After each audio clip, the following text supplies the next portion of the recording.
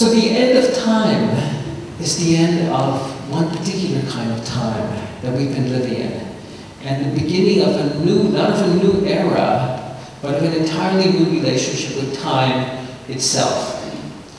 I remember once being in, see, here's the structure of time. Let me show to you how it's embedded in language. Because the structure of time that we have is so linear, and we're only influenced by the past, by our genetics, by your karma, by what happened to you when you were 12, that that's all we see in front of us. We only see the past and continue repeating it. Do you know remember what the fore part of a boat is and the aft part? Aft is behind and fore is in front of us, right? So how do we speak about the day before yesterday? Where did we keep yesterday? Before. The week after next. Where do we keep the week after? Aft. The month before last. Before. You follow me? Pretty mild, isn't it? How even embedded into the structure of language is this unique relationship to time that keeps us seeing only what has occurred and recognizing only what has occurred. So that it makes us, this particular relationship to time makes us incapable of having a single original idea. And so that it's impossible, unless you shatter this relationship with time, to think outside the box. Because thinking outside the box is the box. You have to shatter that relationship with time to have an original thought. So what we're coming to is a new relationship with time. I remember camping once on the way to Machu Picchu on the Inca Trail, and I slept in, and it's 8 o'clock in the morning, and I'm rushing out of my tent because I know it's an 8-hour hike to the next campsite, and I want to get there before it gets dark. I'm running out of my tent, I'm fixing a cup of tea, and there are these two boys that are looking at me, and they're just laughing. Because I'm late, right?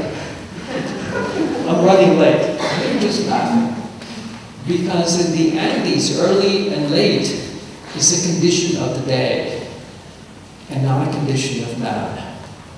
It's early in the day, it's late in the day, but you're never early, and you're never late.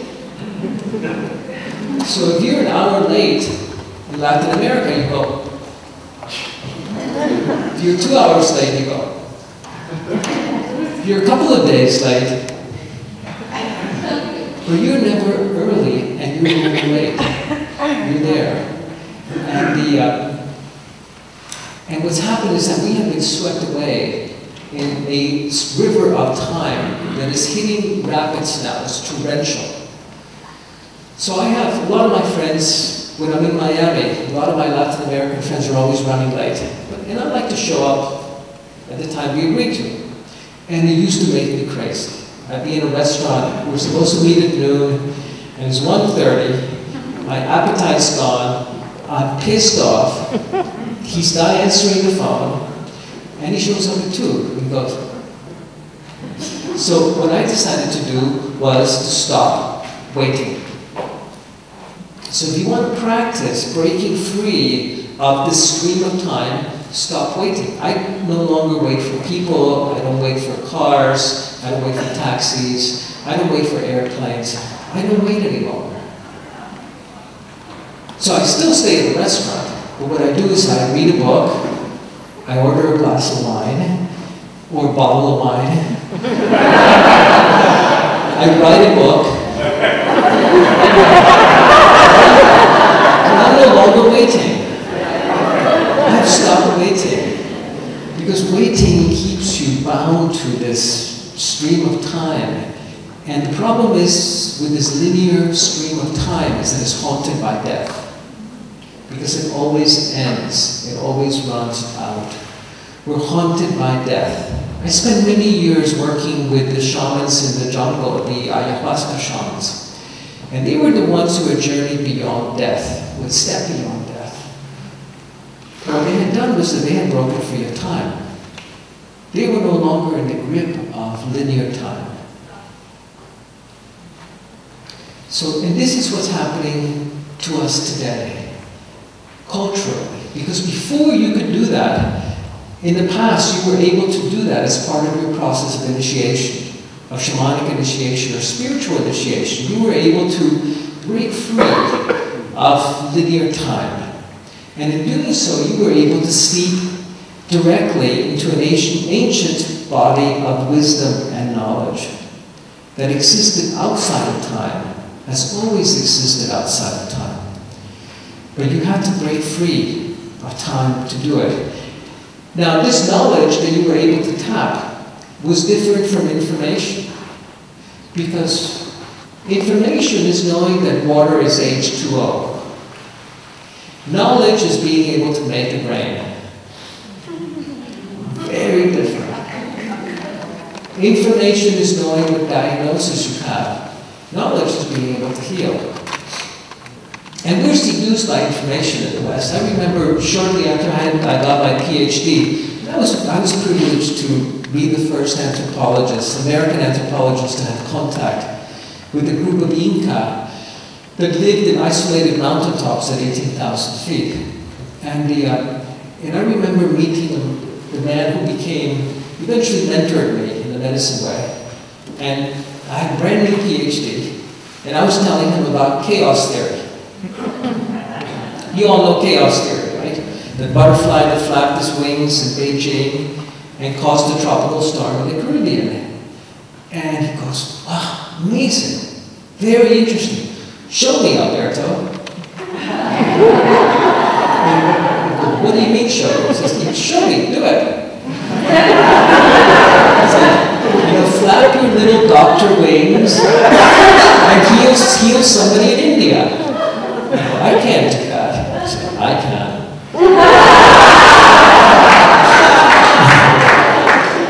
So they're practical, they're absolutely practical traditions. Another time we were sitting in Cusco with some of the elders, and we were sitting with a renowned neurosurgeon, renowned throughout South America, Dr. Cabieses.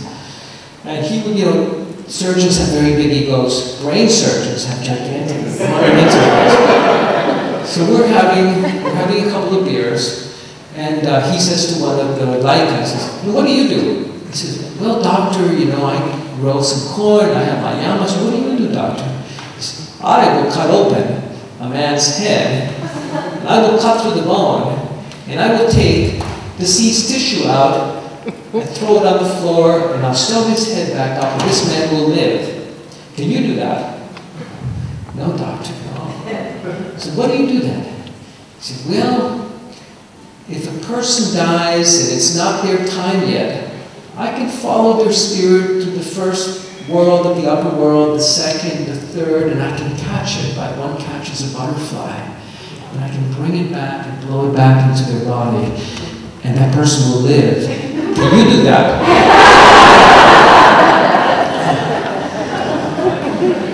So they're eminently practical traditions, eminently practical. And when we're talking about the end of time, if we want to conceive of it in Western terms, our conscious, our ordinary state of awareness that we have is a very suboptimal state of awareness. It's a suboptimal state of consciousness. We can only process information. The data rate of our ordinary consciousness is about 1 × 10 to the second power. So that's our usual conscious data rate. The amount of data that we can process consciously, 1 × 10 to the second power, 1 × 100. The unconscious data rate is about 1 × 10 to the 14th. Huge. 10 to the 14th is a 10 with 14 zeros after it. That's the unconscious data rate. You know how you could be driving your automobile, talking to somebody on your phone and texting somebody else at the same time, and being aware of everything that's happening around you. So you're kind of on cruise control. You're aware of every car, and you're doing 3 things at the same time. The unconscious data rate is huge, huge. Now, we have so much data, so much information, so much, not only the the stuff that we find on the internet, but the electromagnetic data that we're being bombarded with, all the radio signals, the telephone signals, we have such a bombardment of data that we're not able to process consciously. And what's happening is that that barrier between the conscious and the unconscious is becoming very thin. And as we step into the unconscious abilities to process data, suddenly we tap into the unhealed collective unconsciousness of the earth and of all of our history. Not only our personal wounds and our personal healing, but this extraordinary nightmare of history that we've been living and that we have to heal for ourselves individually. So it's not only what happened to us when we were 12, or what happened to us when we were in our mother's belly, or when we went through our first divorce. It's the entire collective demons of humanity that we have to heal within us. Not for the rest of the world, but within ourselves. And that's an extraordinarily difficult task, because we don't have a spiritual framework in the West that shows us how to do that. So that we can break free of the nightmare of history. So that part of the shaman's training has to do with learning to step outside of time, so you're not, in the Amazon they call them generational curses. You're not in the grip of those generational curses that are the genetic inheritances that you received. The genes that predispose you to the breast conditions and the heart conditions, so that you can become free of those and heal that. You know that biologists say that 95% of our DNA is junk DNA. You know that, right? You've heard about junk DNA. 95% of our DNA, because only 5% of our DNA is coding DNA. Only 5% codes proteins. The other 95% is junk. The other 95% is the pool of human possibilities of all of humanity that we can reach in and draw from and access and participate consciously in our own evolution, modify our genetic expression, modify our genetic makeup. So the shaman knows that she can do that once she steps outside of time.